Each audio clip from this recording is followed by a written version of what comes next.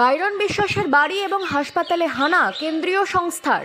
সাগরদিঘির বিধায়ক বাইরন বিশ্বাসের শামশেরগঞ্জের অবস্থিত বাড়ি, গোডাউন এবং হাসপাতালে হঠাৎ হানা কেন্দ্রীয় সংস্থার। বুধবার সকাল সকাল বেশ কিছু গাড়ি এসে পৌঁছয় বাইরন বিশ্বাসের বাড়িতে। নিরাপত্তার চাদরে ঘিরে ফেলা হয় তার বাড়ি। তারপরই শুরু হয় তল্লাশি অভিযান। যদিও ইডি না আয়কর দফতরের হানা তা এখনো পর্যন্ত স্পষ্ট নয়।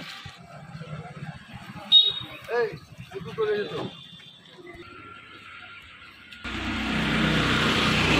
আছে।